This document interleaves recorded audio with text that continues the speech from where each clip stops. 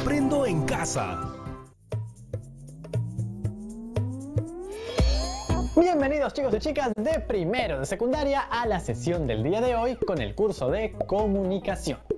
Si han tenido la oportunidad de viajar, sabrán que cuando lo hacemos por el Perú, tenemos más de una forma para hacerlo. Tenemos las vías aéreas y más de una vía terrestre. De hecho, personalmente, yo prefiero viajar por tierra. Me gusta mucho mirar por la ventana y observar el paisaje. De hecho, recuerdo mucho cuando en la capital se inauguró el Metro de Lima. Me pareció fabuloso contar con un sistema de transporte de trenes modernos aquí en el Perú. Y hablando de trenes, ¿ustedes se han puesto a pensar cuántos trenes tenemos en el Perú? Pues hoy, con nuestros amigos de Sucedió en el Perú, veremos un video que nos permitirá responder esa pregunta y conocer más acerca de los ferrocarriles que recorren el territorio y la historia de nuestro país. Pero antes de subirnos a este vagón de tren, tenemos que sacar lápiz y papel para ejercitar nuestra escucha atenta y resolver las siguientes preguntas. ¿Listos? Primero, ¿cómo surgieron los ferrocarriles en el Perú y cuáles fueron las necesidades que se satisfacieron gracias a ellos? 2. ¿Qué beneficios generaron los ferrocarriles en el Perú? 3. ¿Qué características o información relevante identificamos en el ferrocarril de la ruta Lima-Callao? 4. ¿Qué características o información relevante identificamos en el ferrocarril Tacna-Arica? 5. ¿Qué características o información relevante identificamos en el ferrocarril Lima-Chorrillos? Y 6. ¿Cuáles fueron los principales problemas y dificultades que se presentaron en nuestro país y que hicieron difícil el desarrollo del transporte ferroviario? ¿Las tienen? ¡Perfecto! Entonces, bienvenidos al tren. ¡Vamos con el video!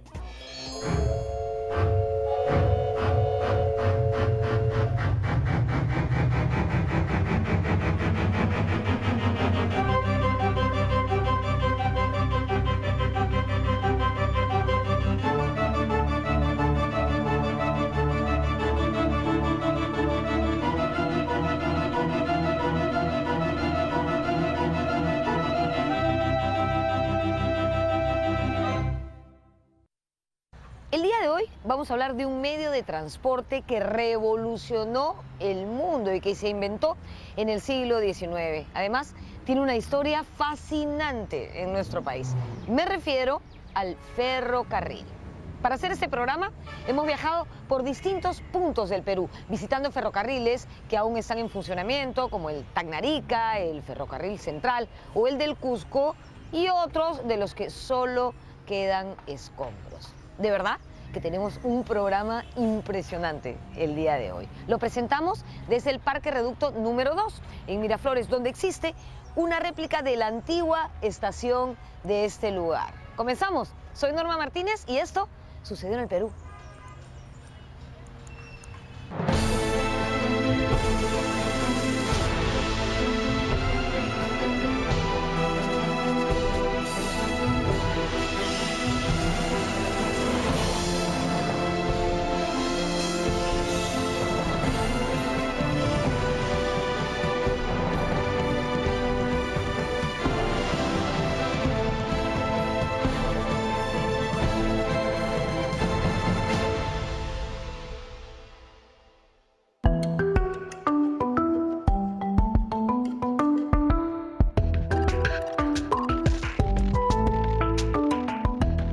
Nuestra geografía siempre ha sido una extraordinaria potencialidad, pero también un problema. Potencialidad, entre otras cosas, por nuestra biodiversidad y todo lo que ello trae, pero problema por lo difícil que ha sido articular nuestro territorio, comunicarlo y hacer que el Estado llegue hasta el rincón más remoto de nuestro país. En el Perú antiguo, esto fue posible gracias al Capac Ñan, o Camino Inca. Después hubo varios intentos y aún seguimos en ello, pero uno muy importante se produjo a mediados del siglo XIX. Un invento estaba cambiando el mundo, el caballo de hierro, es decir, el ferrocarril.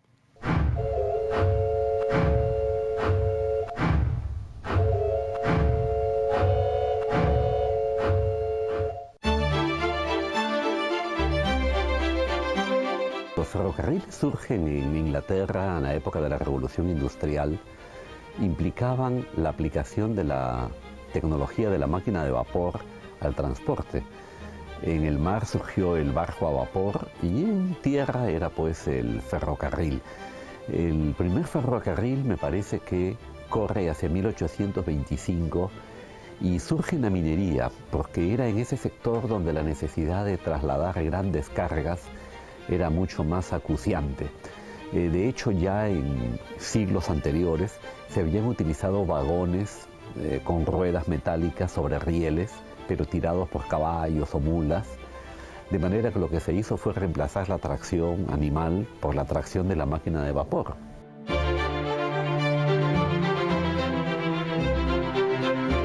Uno de los problemas del país era su geografía tan intrincada, ¿no? Recordemos que un funcionario virreinal arrugó un papel y se lo presentó al rey de España diciéndole: así es el territorio peruano, ¿no? Como un papel arrugado. Creo que esto nos daba una idea gráfica de los problemas para la comunicación en el Perú. Territorio montañoso, lleno de abismos o quebradas, y en la costa el desierto árido, donde no se podía usar la rueda. Apenas iniciada la República, existían planes para hacer ferrocarriles en el Perú. En 1826 se presentó el primer requerimiento para construir una línea férrea entre Lima y el Callao. Pero todos estos planes tuvieron que esperar hasta mediados de siglo y empezaron a concretarse gracias al dinero del guano. Fue así que en 1845 se expidió el decreto y en 1848 se firmó el contrato para la construcción del primer ferrocarril del Perú. Shinhan lo mencionaba, ¿no? Los ferrocarriles eran el espíritu de los tiempos, ¿no? Nadie estaba exento de los beneficios que los ferrocarriles iban a traer.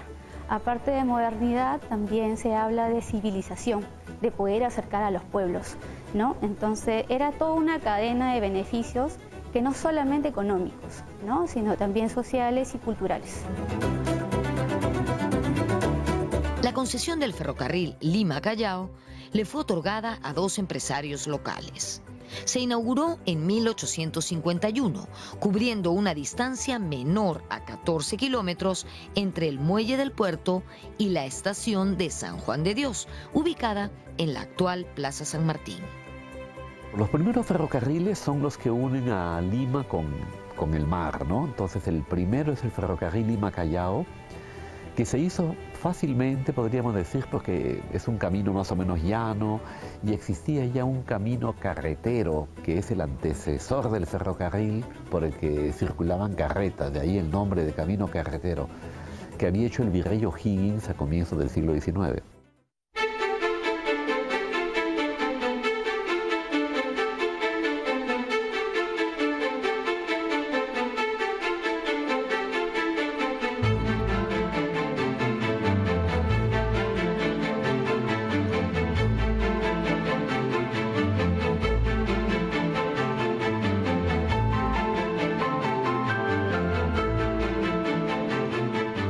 Estamos en la heroica ciudad de Tacna, en el extremo sur de nuestro país, ciudad doblemente peruana, y hemos venido hasta aquí para hablar del ferrocarril Tacna-Arica, que también es heroico y, por supuesto, un monumento histórico.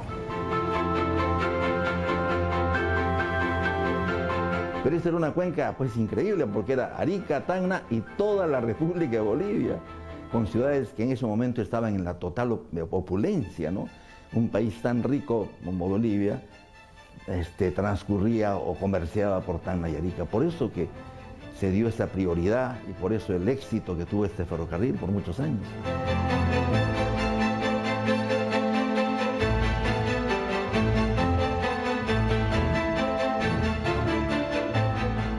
decimos que el ferrocarril Tacna-Arica es un monumento histórico por varios motivos. Primero, porque fue el segundo que se construyó en nuestro país. En 1855, en diciembre, de hecho, de 1855, entró el primer tren a Tacna y el 1 de enero del año siguiente, en 1856, comenzó su recorrido diario Tacna-Arica. Por ese entonces gobernaba nuestro país el mariscal Ramón Castilla y Arica era parte del Perú. Además, es el tren más antiguo que sigue en pie y está, como ven, en pleno funcionamiento.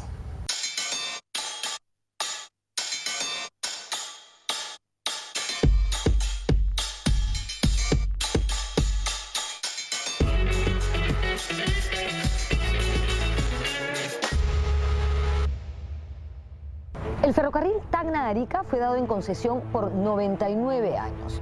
Cuando los chilenos ocuparon Tacna y Arica, este tren pertenecía a la empresa inglesa Arica and Tacna Railway Company y no pudo ser expropiado por una cláusula específica del Tratado de Ancón.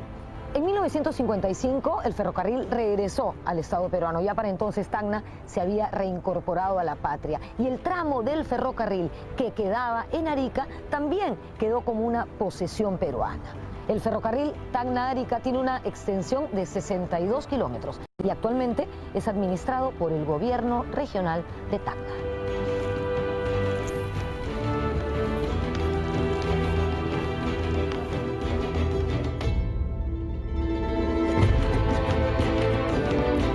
Todavía he visto el ferrocarril en toda su plenitud, en toda su, claro, cuando era pues la locomotora, ¿no? Con 2 salones, 3 salones de segunda y el salón de lujo, con su comedor que todavía está por allí. Eso es, he visto esas épocas en que realmente estaba en todo su apogeo, ¿no? Como dice Basadre en La Vieja Historia precisamente, lo que significaba el ferrocarril para Tacna, la gente iba a esperar a los viajeros, iba a ver quiénes viajaban, era un divertimento, era algo un motivo de reunión social para la época.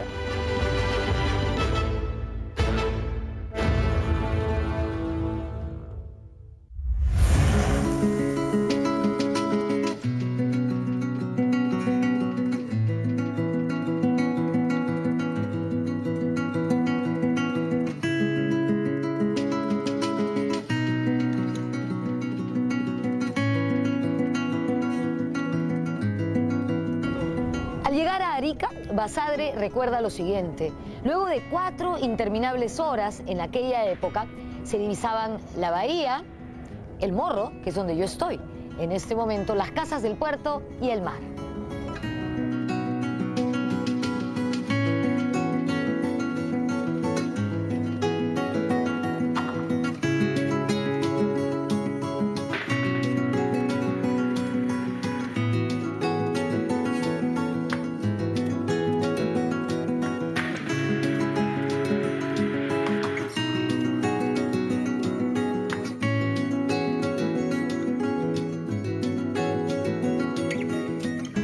Seguimos en Tacna y en plena avenida Leguía nos hemos encontrado con este ferrocarril que es una verdadera pieza de museo.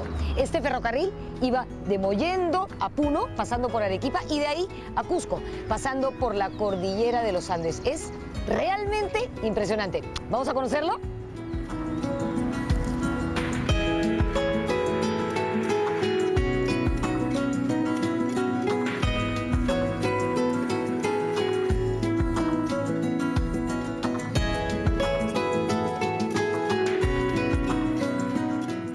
Este tipo de vagón se conoce como coche cama y este espacio se llama cabina dormitorio. Este ferrocarril fue importado de Inglaterra en 1921, en pleno oncenio de Leguía, que si recuerdan fue de 1919 a 1930. Como pueden ver, este lugar se encuentra prácticamente intacto. Todo lo que vemos aquí es original y está sumamente bien conservado. Miren este detallazo, díganme si no es de lujo, ¿ah? Aquí, un lavatorio, un cañito para el agua, Una vez que terminabas de lavarte las manos, cerrabas y el agua se iba por ahí. Todo un lujo. Este tipo de ferrocarriles, o de vagones, mejor dicho, se conoce como pullman.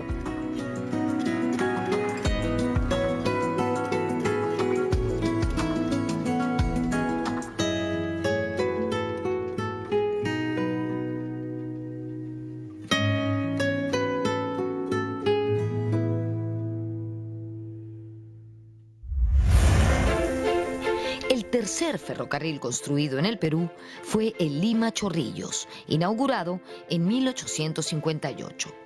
Fue llamado popularmente el ferrocarril inglés. Recorría tramos de la actual vía expresa del Paseo de la República hasta llegar al balneario de moda en aquellos tiempos, Chorrillos.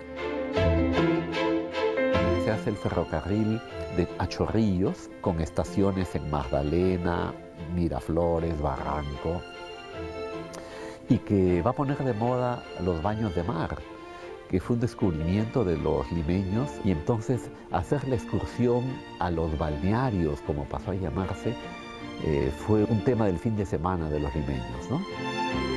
En esta primera etapa, los ferrocarriles fueron construidos con capitales privados, pero a partir de 1860 se produjo un cambio en el sistema. El gobierno, hacia 1860, lo que hace es dar una ley en donde todos los proyectos grandes e importantes ya no iban a ser dados por el Ejecutivo directamente, sino que iba a tener que pasar por el filtro del Congreso. Tenía que ser el Congreso el que aprobase esos proyectos. Luego de la construcción del ferrocarril Lima-Chorrillos, sobrevino un periodo de estancamiento que duraría hasta 1868. En una década, solo se colocaron 15 kilómetros de vías férreas en todo el país. Muchas veces los empresarios no cumplían con los tiempos de inicio de obras y pedían prórroga y a la par tampoco cumplían. Entonces se cancelaba la concesión y había que volver a retomar todo el proceso de convocatoria para los proyectos. En la década de 1860, políticos como Manuel Pardo sostenían que mientras no se resolviera la carencia de vías de comunicación capaces de acercar a productores y consumidores, el Perú no se convertiría en una nación próspera. El lema de Pardo era convertir el guano en ferrocarriles. Cuando surge el apogeo del guano, al comienzo hay ciertas dudas sobre la duración que va a tener este auge, y recién cuando se toma conciencia de que es una cosa que puede durar varias décadas y no solo unos pocos años, se piensa en qué invertir esta cantidad de dinero que el Perú estaba disfrutando. Y Manuel Pardo, junto con otros dirigentes de la época, pensaron que lo más sensato era invertirlo en ferrocarriles. Esta fue la gran apuesta de esa generación.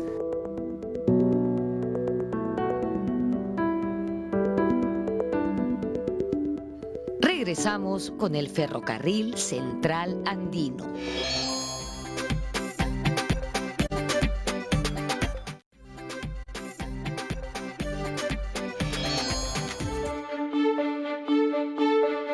Entre 1868 y 1876 se produjo un periodo de auge en la construcción de ferrocarriles. En primer lugar, debido a la inversión del gobierno, y en segundo lugar, a la inversión privada. De los 100 kilómetros de líneas férreas que existían en 1868, llegamos a tener 1.500 kilómetros en 1879. El presidente José Balta convirtió al Estado en un verdadero promotor ferroviario. Su joven ministro de Hacienda, Nicolás de Piérola, fue el impulsor del contrato Dreyfus. Con este aval, el Estado peruano adquirió grandes préstamos y emprendió la construcción de una decena de líneas férreas. En la época del guano, el Perú adoptó la mala estrategia, diría, de gastar hoy el dinero de mañana, ¿no? Esto debido a que el guano, si bien produce ingentes riquezas, lo hace de una forma irregular y con cierto retraso, porque desde que tú extraes el guano hasta que lo transportas y lo vendes y cobras, pasan 2 o 3 años. Entonces, en esa época, el Perú vivía, el Estado peruano, de los préstamos que le hacían los propios consignatarios o la banca europea. Luego este préstamo se pagaba con la venta del guano. El Estado peruano quedaba fuertemente endeudado contra un proyecto que debía producir ingresos que permitan pagar el préstamo. Y esto fue la aritmética financiera no funcionó. El presidente Balta encontró en el ingeniero norteamericano Henry Meigs al hombre indicado para concretar sus ambiciosos proyectos. Meigs fue un personaje controvertido. Había ganado reconocimiento por haber construido ferrocarriles en Chile. La primera tarea que se le encargó en el Perú fue la construcción de la línea Mollendo-Arequipa. Yo creo que es un hombre, como tantos en la historia del Perú, que tiene pues un aspecto positivo y uno no tan positivo. Es decir, por ejemplo, se acusa de que corrompió a muchos funcionarios porque le desesperaba la lentitud de los trámites, del procedimiento de la política, de la falta de proveedores, y entonces procedía a corromper a los funcionarios para que voten a favor del proyecto, no pongan trabas. Ese podría ser su lado oscuro, digámoslo así. Su lado positivo es que había muy poca experiencia en el mundo de construir ferrocarriles de montaña, es decir, que subiesen 4.000 metros de altura en un trecho corto de kilómetros.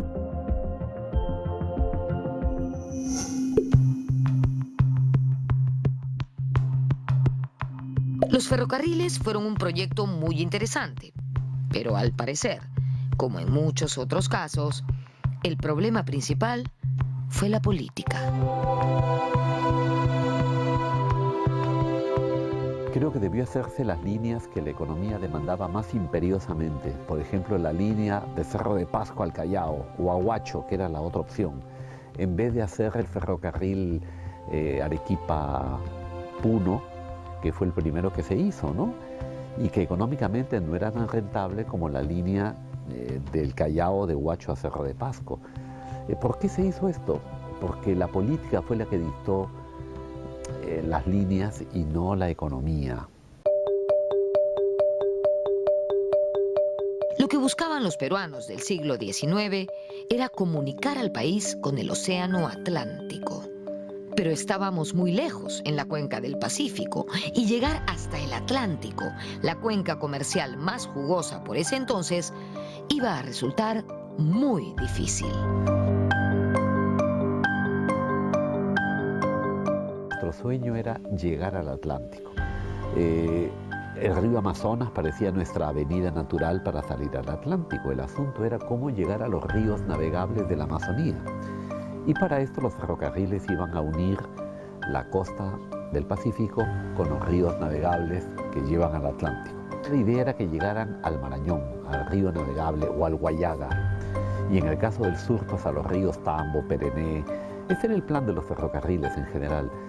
Y fíjate, creo que en ningún caso llegó a ocurrir, ¿no? Solo en el de Arequipa, que llegaba hasta el lago Titicaca. Y de ahí de que del lago Titicaca ya podría salir al Atlántico, lo que no llegó a pasar. Y Tocino, ¿qué te pareció viajar por ferrocarril a lo largo del Perú? Ha sido toda una novedad. Yo no sabía nada de los ferrocarriles y hoy hemos viajado por las rutas de Lima-Callao y Tacna-Arica. Pues a mí me parecía muy interesante lo que se dijo acerca de la geografía de nuestro país y que era como un papel arrugado. Por eso las vías ferroviarias eran la manera ideal para conectarlo. Sí, primero se conectaron todas las regiones gracias al Capacñán y a mediados del siglo XIX ya fue gracias a los ferrocarriles del Perú. Y si bien el ferrocarril tenía como necesidad primaria transportar productos de minería a lo largo del país, no podemos negar que tuvo un impacto positivo en lo económico, en lo social y en lo cultural. Y las estaciones se volvieron puntos de encuentro para los viajeros. Los ferrocarriles también permitieron que algunas personas pudiesen conocer el mar y permitían que muchos productos llegasen de un rincón a otro de nuestro país. Esta ha sido solo la primera parte de esta historia, en la cual hemos conocido las rutas de Lima Chorrillos, Tacna Arica y Lima Callao. En la siguiente parte conoceremos muchas más rutas. ¿Va a haber segunda parte? ¡Qué bonito! Pero ahora llegó el momento del reto. Antes de empezar con él, no te olvides de resolver las preguntas que dejamos al inicio del programa. Ahora, el reto es el siguiente. Deben desarrollar un afiche que invite a las personas a viajar en alguna de las rutas que hemos conocido el día de hoy. Puede ser Tacna Arica, Lima Callao o Lima Chorrillos. Deben señalar sus características principales y nombrar las razones acerca de por qué debemos viajar a través de ellas un día. Les va a ayudar mucho si antes de hacer este afiche resuelven las preguntas que dejamos a inicio del programa. ¡Otra vez harán trabajo de publicistas!